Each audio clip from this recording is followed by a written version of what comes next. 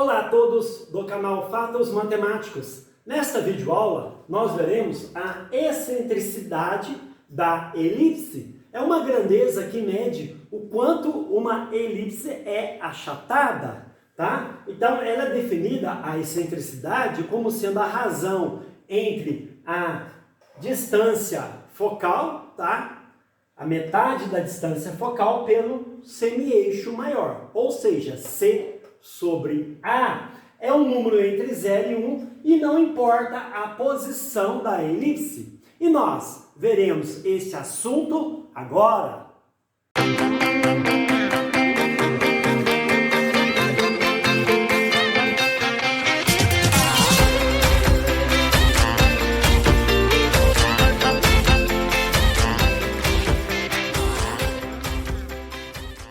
Vamos então à explicação da excentricidade da elipse. Bom, um fato interessante também é se a excentricidade aproxima-se de zero, tá? Então a elipse aproxima-se da circunferência. Portanto, a circunferência pode ser vista como sendo um caso particular das elipses, em que a excentricidade é zero. E o que significa excentricidade ser igual a zero? É que os focos estão, aproximando-se cada vez mais um do outro. No caso, o limite em que a excentricidade é zero, os focos são coincidentes, ou seja, torna-se o centro de uma circunferência, tá? Bom, temos aqui então a definição de excentricidade, é C sobre A. Não importa se os focos estão paralelos, numa reta paralela ao eixo X ou eixo Y, a elipse também pode estar numa inclinação qualquer, que a excentricidade é C sobre A. Bom, primeiro passo aqui, vamos mostrar por que a excentricidade é um número entre 0 e 1. Então, é uma coisa muito simples isso, porque nós vimos na definição de elipse que, então vamos escrever aqui, ó, vimos que o número C ele é maior que 0 e menor que A, tá? Se eu divido tudo por A, todas as desigualdades, isso implica que 0 sobre A é 0, é menor, que é menor, né? É menor que C sobre A, que é menor que 1. Ou 0 é menor que E de excentricidade, que é menor que 1. Então, a excentricidade é um número entre 0 e 1, tá? Vamos para um exemplo aqui. Exemplo 1, um exemplo um pouco teórico, tá? E neste exemplo, vamos escrever, então vamos falar assim, escreva a equação da elipse x² por A² mais y² por B² igual a 1, tá? Em função dos parâmetros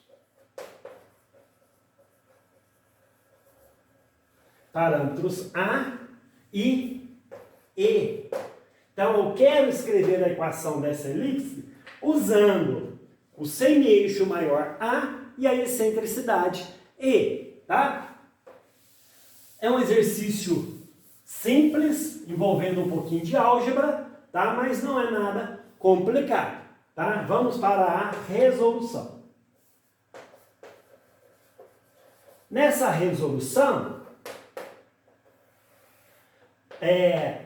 tratando-se de elipses, nós vimos que o B² mais C² é igual a A ao quadrado, tá? Então, aqui implica que B² é igual a A² menos C². Posso colocar o A² em evidência? Então, eu terei assim 1 menos c quadrado por a quadrado. Ou seja, a quadrado por 1 menos e ao quadrado. Uma vez que c sobre a é a definição de excentricidade. Bom, logo, vamos substituir na equação da elipse x quadrado por a quadrado mais y ao quadrado por b quadrado é igual a 1, e se implica então em x quadrado por a quadrado mais y ao quadrado. No lugar do b quadrado eu vou colocar quem? O a quadrado 1 menos e quadrado igual a 1. Ou também, né, pode escrever assim, ó, x quadrado mais y ao quadrado por 1 menos e quadrado igual a ao quadrado. Então, essa é a expressão da elipse centrada na origem, com focos sobre o eixo x, escrita em função do semi-eixo maior A e também da excentricidade E. Bom, vamos para o nosso exemplo 2, tá? É um exemplo muito interessante que está relacionado com a órbita da Lua, tá? Então, neste exemplo, pela teoria da gravitação universal, a Lua viaja em torno da Terra numa órbita elíptica, tá? Eu vou colocar alguns dados astronômicos aqui e eu vou pedir para determinar a excentricidade. Vou apresentar também o conceito de perigeu e apogeu, tá? De uma órbita, e vou calcular o perigeu e o apogeu da Lua. Então, quando ocorre as superluas, tá? Ela está mais próxima da Terra, ocorre no perigeu, que é a distância mais próxima, tá? E também nós vamos calcular a excentricidade da Lua, tá? Como curiosidade, no nosso sistema solar, tá? Vamos citar algumas excentricidades, tá? Todos os planetas e planetóides têm órbitas elípticas. Então, a excentricidade do Mercúrio é 0,2056, é alta comparado com os outros planetas. A da Terra é 0,0167, tá? É 1% de excentricidade, vamos dizer assim, né? 1,67. E a maior excentricidade no sistema solar, tratando-se de planetas e planetóides, tá? É o Plutão, 0,2488. Claro que o cometa Halley também, ele é altamente excêntrico, uma excentricidade alta, tá? Que eu não lembro no momento agora, tá? Mas vocês podem pesquisar sobre a excentricidade do cometa Halley, que visita a Terra a cada 76 anos. Bom, então vamos para o nosso exemplo 2.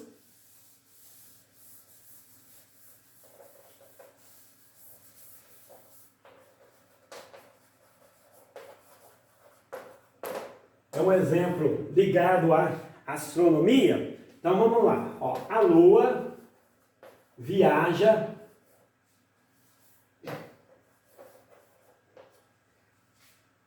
em torno da Terra, tá?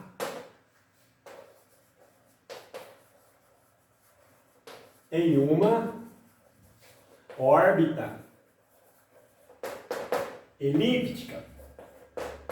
Então, o estudo das elipses, tá, está relacionado com as órbitas dos planetas. Então, tem algumas curvas, né, muitas curvas na matemática, tem aplicações na natureza, na física, tá, na engenharia e assim por diante. Por exemplo, o lançamento oblíquo em um meio sem resistência do ar tem trajetória parabólica. Galileu provou isso.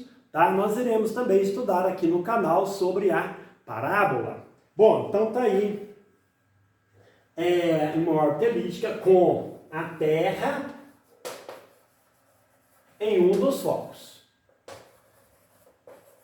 Essa afirmação que a Terra está em um dos focos, tá? É a primeira lei de Kepler, tá? Que ele mostrou isso, descobriu empiricamente, tá? No início do século 17, em um dos focos.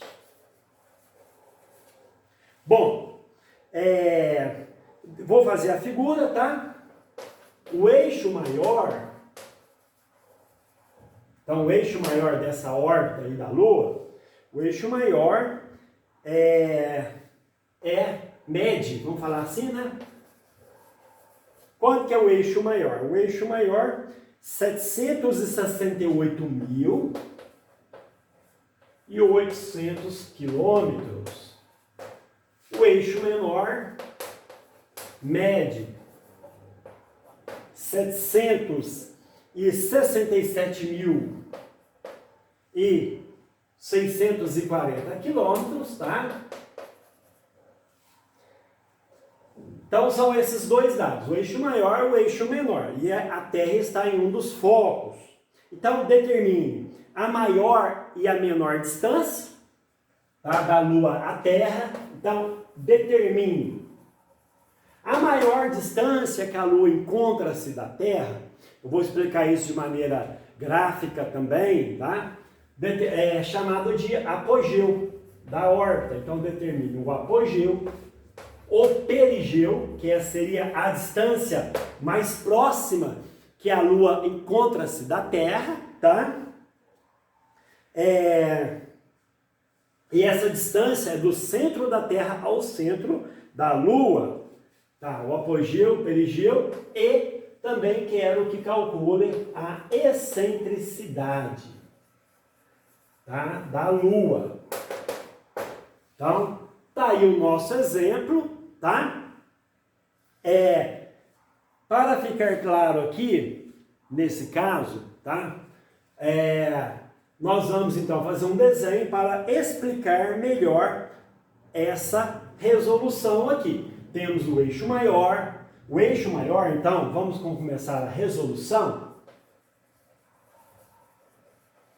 Quem que é eixo maior da órbita? 2A. Então, o 2A é 768.800 quilômetros. Isso implica, então, que o semi-eixo maior é o A. Eu divido por 2. E, dividindo por 2, eu vou obter um valor de 384.400 quilômetros. Esse é o semi-eixo maior, tá? Para dar continuidade aqui, explicar como determinar o apogeu e o perigeu, tá? Vamos fazer um desenho. Antes disso também vamos, já que foi dado aqui o eixo menor, então o 2B, ele é 767.640, então o eixo menor B, tá? Ele vai ser 383.820. Então eu passei o 2 dividindo quilômetros. Então tá ali o eixo maior, o eixo menor. Vamos aproveitar, já que eu quero calcular a excentricidade, vamos calcular o C, tá? Então, B quadrado mais C quadrado igual a A quadrado. Então, substitui aqui o B, 383.820 quilômetros ao quadrado, mais C quadrado, tá? Igual a 384.400 ao quadrado, tá? Fazendo as contas aqui, ó, eleva ao quadrado, passa para o outro lado também, subtraindo. Então, eu vou ter que o meu C, e extraindo a raiz quadrada, eu vou obter um C aproximadamente igual a 21.000 108 quilômetros. Eu já fiz essas contas previamente, tá? Isso implica, então, que a excentricidade da Lua, que é C sobre A, vai ser 21.108 quilômetros por 384.400.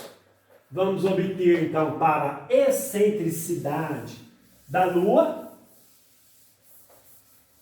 um valor de 0,055. Tá? Eu comentei agora há pouco que a excentricidade da Terra é 0,0167, ou quase 0,02. Então, a Lua, ela tem uma excentricidade quase 3 vezes maior, tá, do que a da Terra. Bom, vamos agora explicar o perigeu e o apogeu da órbita. Para isso, vamos desenhar, então, não vou usar compasso, vamos desenhar aqui uma órbita quase que circular. Vou usar essa minha bandeja aqui de bolo para desenhar uma órbita circular, porque a excentricidade é tão baixa que não vai ter perda de generalidade. Tá? Então vamos usar aqui. Pronto. Então aqui eu desenhei um círculo ali completo, tá? Vamos colocar a nossa régua também. Aqui é o centro. Primeiro eu desenhei a órbita da Lua, tá? Então aqui está o nosso eixo X, tá? Aqui vamos colocar o nosso eixo Y.